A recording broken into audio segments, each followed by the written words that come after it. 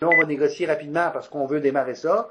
On a négocié un contrat en septembre dernier. Le ministre a signé le 11 mars dernier. Puis là, il voudrait tout qu'on fasse ça pour le mois de juin, alors que c'est un programme de 6 mois. Puis là, on tombe dans les vacances de juillet et août. Puis à la fin du mois d'août, c'est le début du Ramadan, puis c'est un pays islamiste. Alors, on a des difficultés à pouvoir respecter ce genre de choses-là, mais ce sont des réalités. Alors, et bien sûr, respecter les exigences obligatoires de l'admissibilité pour ce genre de projet. Alors, parlons d'une participation efficace à ces activités-là. Remporter des marchés de développement international par appel d'offres nécessite une participation stratégique, constante, ayant une orientation pratique. Par conséquent, une bonne planification de la participation requiert un positionnement, une mise en marché et une soumission d'offres et suppose deux stratégies essentielles, c'est-à-dire l'établissement et le renforcement des relations avec les décideurs clés, des organismes de mise en œuvre des projets et avec le personnel et les représentants des organismes de financement concernés. Je vous répète ça depuis le début, c'est essentiel. De même qu'avec les partenaires locaux et d'autres participants du projet. Ce que je veux dire par là, c'est que de répondre à un appel d'offres qu'on a trouvé par Internet, à mon humble avis, est nettement insuffisant. On ne met pas toutes les chances de son côté. Et aussi, le deuxième point, la deuxième stratégie, à mon avis, essentielle, c'est bien sûr que la participation au processus d'appel d'offres officiel et présentation des propositions, d'expression d'intérêt ou autres documents soit vraiment préparée d'une manière professionnelle et adéquate. Et ça, l'appel d'offres, on n'y passe pas par deux fois, c'est un document tellement important. Il va nous servir tout le long du projet d'ailleurs, parce qu'il va être notre guide parce que s'il est accepté, nous allons faire le travail là-dessus. Alors, si j'ai un appel d'offres qui est vague et général, je suis sujet en cours de route à toutes sortes d'interprétations. Et ça, c'est très mauvais. Plus ma réponse à un appel d'offres est complet, pointilleux, détaillé, jusqu'à la virgule, au point, l'alinéa, plus je ne laisse pas de marge à l'interprétation par le fonctionnaire. Vous savez, la façon dont nous, ici, aujourd'hui, au Québec, on pense dans notre stratégie d'affaires, notre stratégie pour répondre à un appel d'offres, notre stratégie pour répondre à un contrat qu'on a gagné, et votre client à l'étranger, celui-ci pense d'une manière très différente. Il ne voit pas la réalité de la même manière que vous.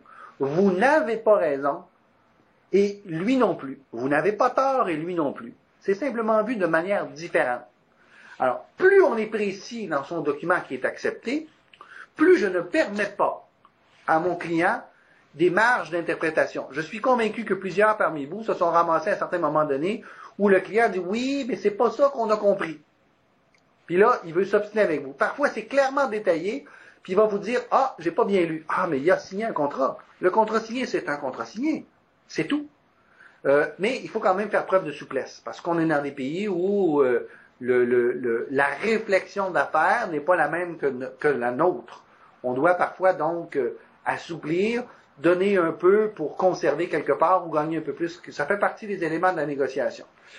Alors, nos facteurs de succès stratégiques, bien sûr, les sociétés à inviter à évaluer leurs propres capacités et celles de leurs partenaires pour déterminer si elles possèdent les attributs suivants. Et dans les négatives, la façon de les acquérir. Donc, les expertises et les expériences techniques, ça c'est vous, ce que vous offrez, et les experts que vous allez joindre à votre proposition, les CV que vous allez démontrer.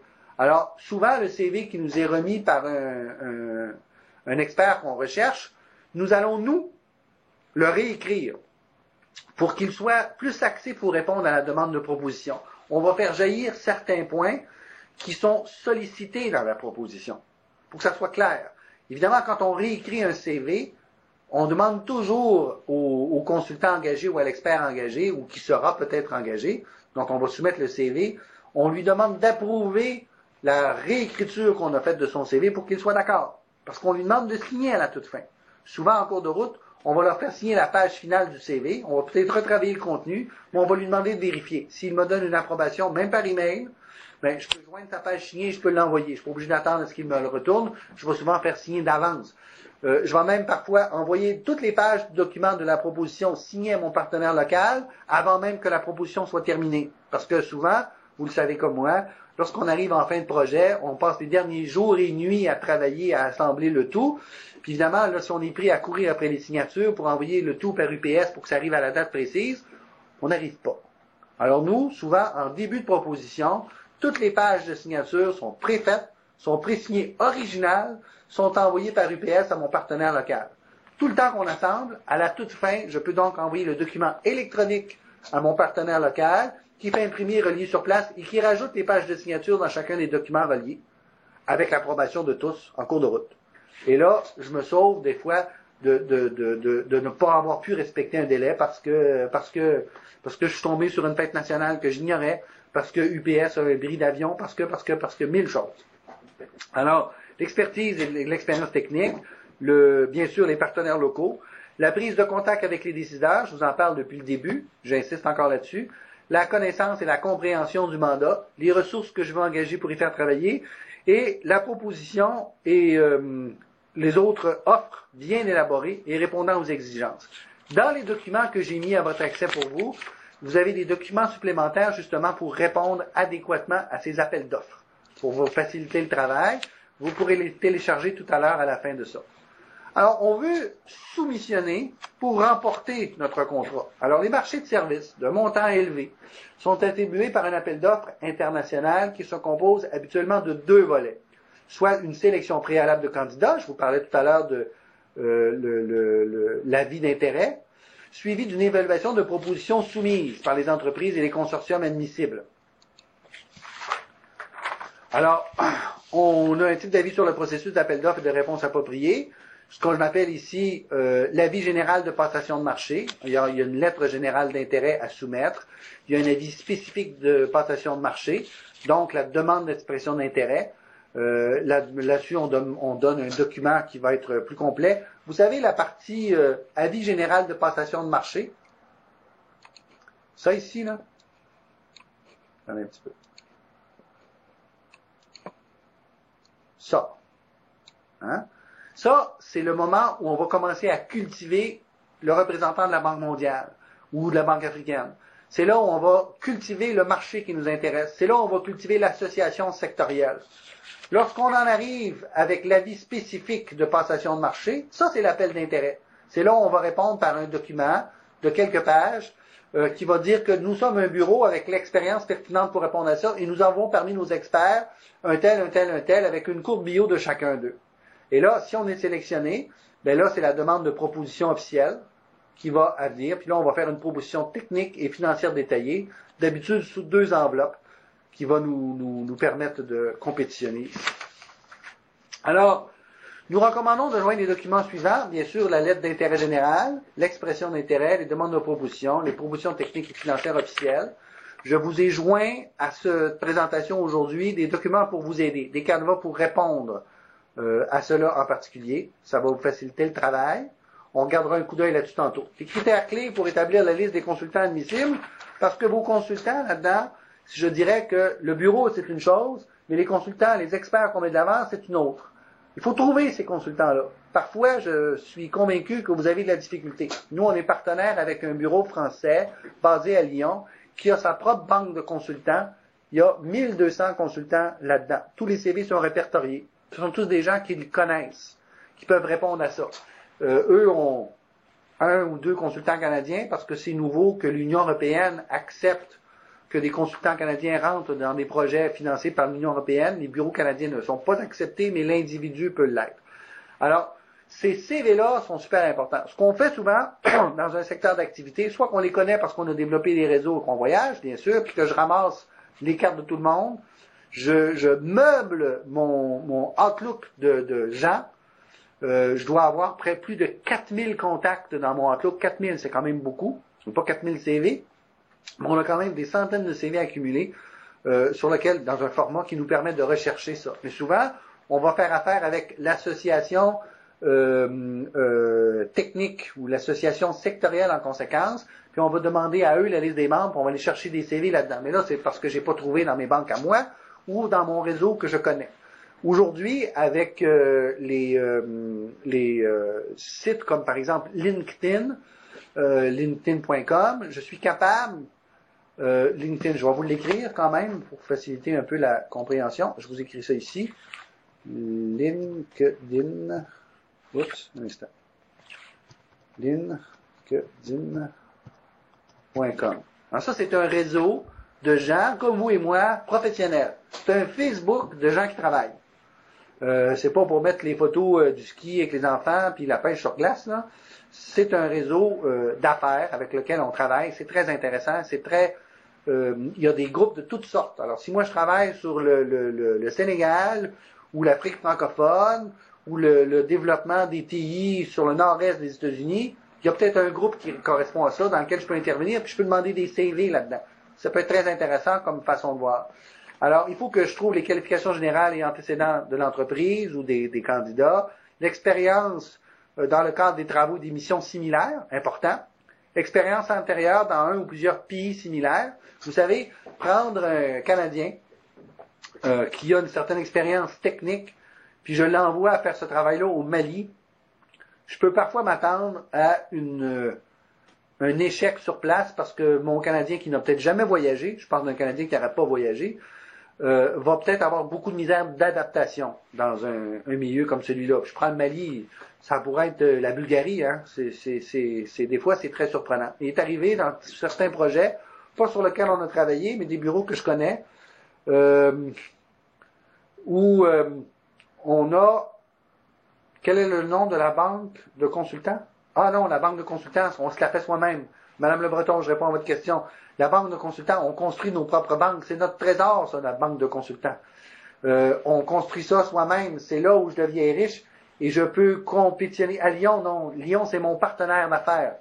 Nous sommes associés. Si vous allez sur mon site, contactmonde.com, vous allez voir qu'il y a un bureau français qui est là. C'est mon associé. Il va pas partager sa banque de données avec quiconque. C'est notre richesse de bureau de consultants. Alors, quand j'en ai 10, 100 ou 1000, ma richesse, elle est là. Mes consultants. Avec lequel je travaille. Aujourd'hui, on commence depuis lundi un programme avec le Burkina Faso, Madame Le Breton. C'est un programme qui vise à réviser les stratégies nationales d'exportation pour le pays et améliorer le fonctionnement de l'Organisation de promotion du commerce. J'ai 12 consultants qui travaillent dedans. J'ai des Canadiens, j'ai des Français, j'ai des Nord-Africains, plusieurs pays dans l'Afrique du Nord, et j'ai des Ouest-Africains. Les Ouest-Africains me proviennent en grande partie de mon partenaire au Burkina Faso. Les gens de l'Afrique du Nord, je les connais, je les ai rencontrés au Maroc, en Tunisie, en Algérie. Les Français me viennent par mon partenaire français, puis les Canadiens, je suis au Canada, je les connais, ce sont des gens d'ici. Alors, évidemment, quand je demande à ces gens-là de souscrire à un programme, ça ne veut pas dire qu'ils vont être disponibles quand ça va être le temps du programme. Je dois prévoir des solutions de remplacement et dans ma proposition, pouvoir offrir des solutions de remplacement et que ce soit acceptable. Une évaluation de type des propositions sont basées sur la qualification et l'expérience de chacun des membres proposés à l'équipe. Il va y avoir du pointage pour ça. L'approche et la méthodologie, c'est là tantôt, je vous disais, l'importance de bien détailler pour éviter les mésinterprétations. La méthodologie ici, elle est vraiment particulièrement essentielle. Je dois être détaillé. Ça prend quelqu'un qui est un perfectionniste. Et chez moi, dans mon équipe, c'est pas moi. Je n'ai pas cette capacité-là. Alors, quelqu'un de mon équipe qui est capable de faire ça va détailler, va arriver à la section 3.2, 3.6.0 pour vraiment avoir tous les détails pertinents. La maîtrise de la langue, bien sûr, parce qu'on va travailler dans différents pays où, si on travaille l'Amérique latine, on doit parler espagnol. Si on est en Afrique du Nord, l'arabe est un terme général qui ne convient pas. On ne parle pas le même arabe au Maroc, en Algérie. L'est de l'Algérie ou l'ouest de l'Algérie ne parle pas le même algérien. Puis en Tunisie, le langage est différent. On appelle ça le dialecte tunisien. Bien sûr qu'on comprend l'arabe quelque part, mais des notions de la langue sont importantes. Et parfois, dans certains cas, vont être valorisées. Alors, d'offrir une compétence française dans un développement d'une stratégie dans un pays comme le Ghana qui est anglophone, mais je perdrais peut-être des points parce que mon français, ils disent qu'ils sont parfois compétents en anglais, mais c'est pas toujours le cas. Tandis que nous, Canadiens, bilingues que nous sommes. Alors, bien sûr, le contenu local, le recours à des consultants locaux reste aussi primordial. Et il y a des points qui sont alloués à ça. Parfois, on On va passer un projet parce qu'on a, bien sûr, une bonne méthodologie, des bons CV, mais parce qu'on a un consultant local qui est grandement apprécié et qui a une valeur sûre pour l'organisme local qui nous octroie ça. Alors souvent, des fois, on peut même demander à l'organisme qui fait l'appel de proposition qui nous recommande-tu. Puis là, ils peuvent nous proposer, oui, tu pourrais travailler avec tel bureau, écoute, c'est eux qui te le proposent, parce qu'ils aimeraient ça que ce bureau-là travaille là-dedans.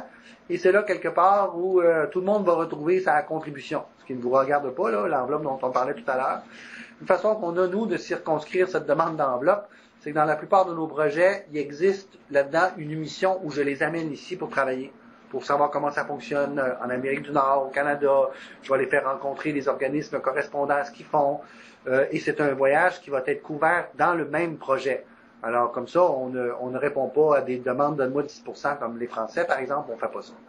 Alors, vous allez retrouver des renseignements supplémentaires, bien sûr, sur la liste suivante. L'Agence canadienne de développement international, ou des SKISPI, Asian Development Bank, Caribbean Development Bank, European Bank for Reconstruction and Development, l'Union européenne, Inter-American Development Bank, Japan Bank for International Cooperation, Stratégie d'aide par pays de la Banque mondiale, Swedish International Development Agency. Ce sont tous des pays qui aussi contribuent dans des pays en émergence, en développement, qu'on connaît moins. Puis parfois, c'est peut-être un peu plus facile de passer avec un Swedish International Development Agency qu'une Banque mondiale qui sont sur-sollicités. Alors, conclusion de tout ça, parce qu'on arrive, il est presque 12h30, je sais qu'on va très très vite. Alors, à mon avis, l'importance de la recherche, l'importance de la veille, l'importance du professionnalisme dans ses relations avec tout le monde, bien sûr, mais du professionnalisme qu'on va faire part dans nos communications, la façon dont c'est fait. Vous savez, un courriel signé Carl, ça n'a pas la valeur d'un courriel avec une signature complète. Carl Mivildesheim, directeur de ceci, telle entreprise, adresse, téléphone, courrier électronique, site web, peut-être une maxime. Ça leur permet à eux de prendre ça et à l'importer dans leur Outlook. Ça permet, lorsqu'ils reçoivent le courrier électronique, peut-être de vous rappeler plus facilement. Ça veut dire de mettre peut-être l'adresse pour avoir accès au Skype, mon nom Skype que je peux mettre sur place pour leur faciliter l'accès. Alors, ça fait partie du professionnalisme. Bien sûr, des envois email qui sont pas lourds de contenu. Je vais plutôt essayer de les mettre sur mes sites web, puis leur mettre un lien pour qu'ils aillent le chercher, parce que surtout dans les pays en émergence, en développement, on n'a pas accès à de la ultra haute vitesse ou de la haute vitesse comme chez nous. L'importance du suivi, comme dans tout développement international, quoique difficile, à cause des changements des fuseaux horaires, à cause des différentes cultures, à cause du quotidien qui nous absorbe, il faut quand même se concentrer là-dessus. Alors, si je veux développer, c'est pour ça que je vous disais tout à l'heure, de développer un premier marché en premier, un marché à la fois, de faire un succès sur ce marché avant d'aller sur un autre, établir des relations saines, des relations bien solides, des relations personnelles, avec les gestionnaires d'associations sectorielles, avec le représentant de la Banque mondiale, avec le délégué commercial, tous des gens qui vont être appelés à intervenir en cours de route. Donc, un projet comme ça se prépare 2, 3 ans d'avance. Je dirais que c'est surprenant, il y a des programmes sur lesquels qu'on obtient maintenant que nous avons commencé à débroussailler il y a 3 ans. Ça, c'est de la patience. Et c'est de l'investissement. Alors, il ne faut pas s'attendre à un retour très rapide. Donc, se concentrer sur un marché au début, bien important. Et bien sûr, je reviens sur la notion de pot de vin. Pour nous, pays du G8 canadien, c'est quelque chose qui est interdit. Et lorsqu'on accepte de donner un pot de vin, on se met dans une position de faiblesse. On se met aussi avec des gens qui ont des façons de faire qui, je souhaite, ne correspondent pas aux vôtres. Il est parfois préférable de dire non. Nous et mon partenaire français, on refuse. On dit non, on n'y va pas. Et je connais des grandes ingénieries ici sur le territoire québécois qui, lorsqu'ils se font demander ça, vont se retirer carrément de la proposition parce qu'ils ne peuvent pas travailler comme ça. Évidemment, ils perdent beaucoup d'opportunités. Mais vaut mieux une opportunité qu'on est capable de livrer avec des gens honnêtes que de se lancer dans un contrat avec lequel on aura toutes les difficultés, puis qu'on a des problèmes de paiement, des problèmes de gestion, des problèmes de relations, parce qu'en cours de route, on va nous en demander encore et encore. Un contrat gagné de cette façon-là, ça ne veut pas dire que la proposition technique est bonne, ça ne veut pas dire qu'on va se rendre au bout, ça veut dire que le gestionnaire qui est devant nous ne fait pas ça pour le développement social et économique de son pays, mais fait ça pour son développement personnel, et ça veut dire qu'en cours de route, peut-être qu'ils vont minimiser l'intérêt de ce projet et qu'on ne se rendra pas au bout.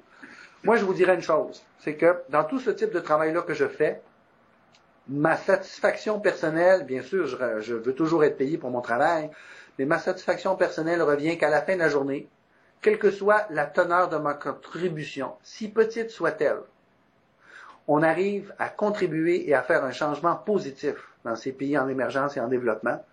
Puis pour moi, le soir, je pense que c'est ce que j'apprécie le plus quand je rentre à la maison, c'est que ma journée a servi à quelque chose autre que mon bénéfice personnel. Et ça me donne beaucoup de satisfaction. Alors, je vous souhaite peut-être d'adhérer à ce genre de choses, des façons de procéder. Je vous remercie d'avoir passé ce temps avec nous.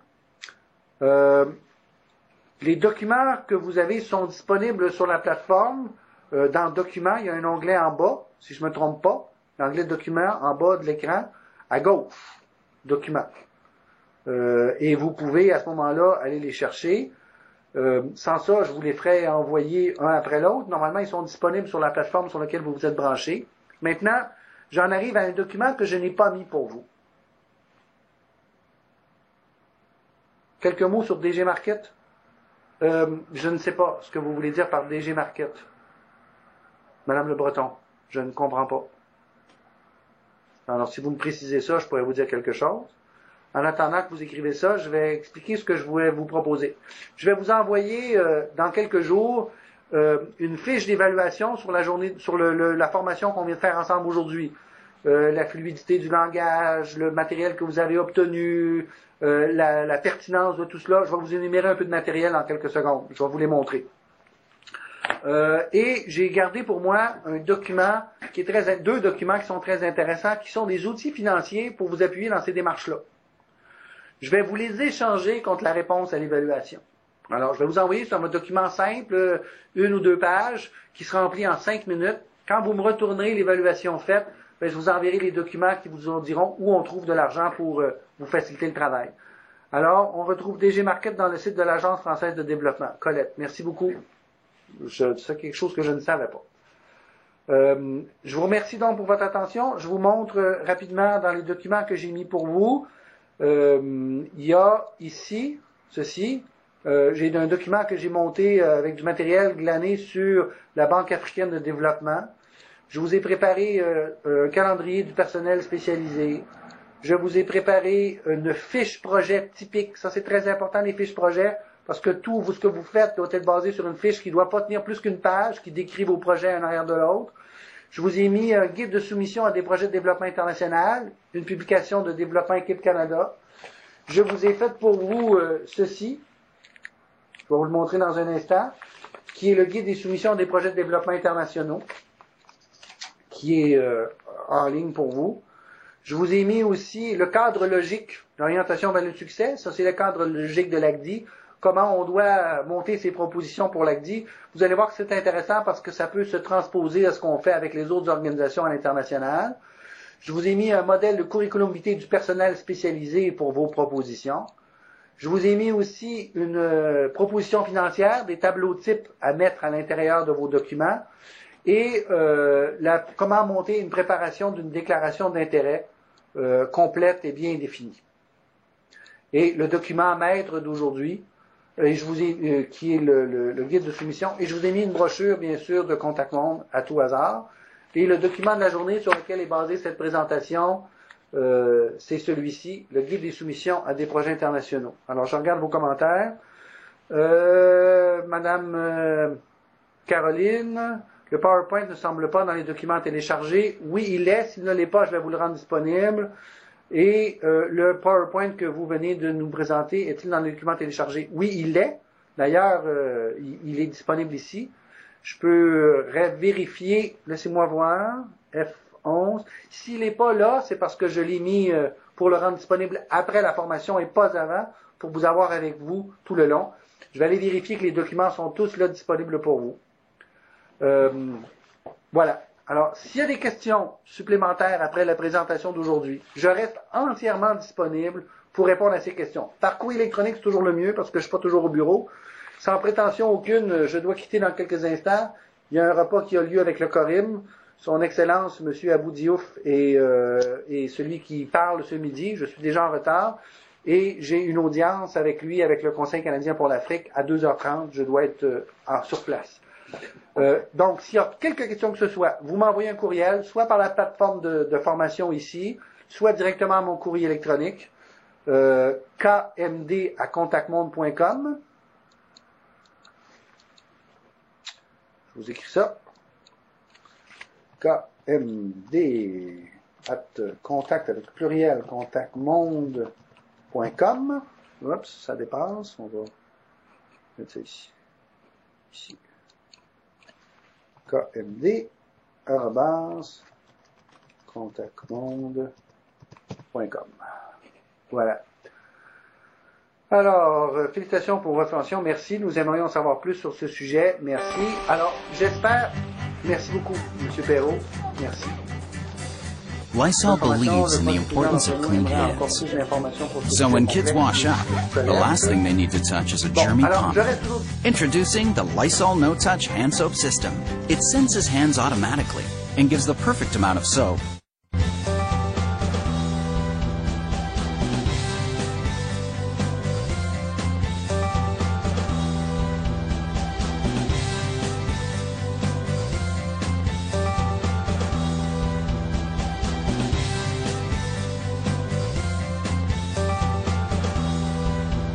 With Lysol's germ-killing. You'd never wash dishes in a dirty sink, so why use a dirty dishwasher? Hidden dirt can build up. Use Finish Dishwasher Cleaner, now in an easier-to-use bottle.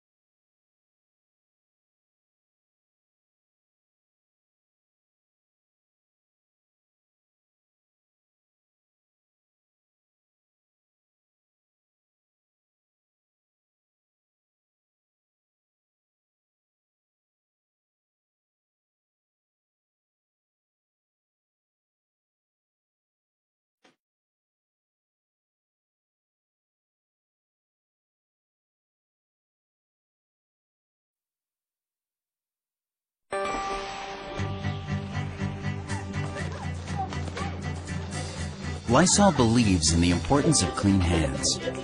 So when kids wash up, the last thing they need to touch is a germy pommy. Introducing the Lysol No-Touch Hand Soap System. It senses hands automatically and gives the perfect amount of soap.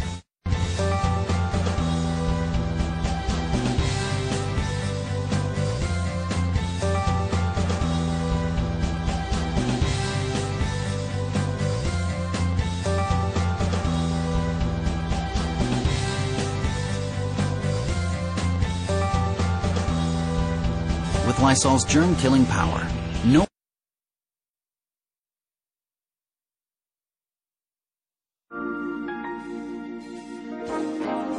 Brighten up your world to the level you want with Airwick Freshmatic. Our best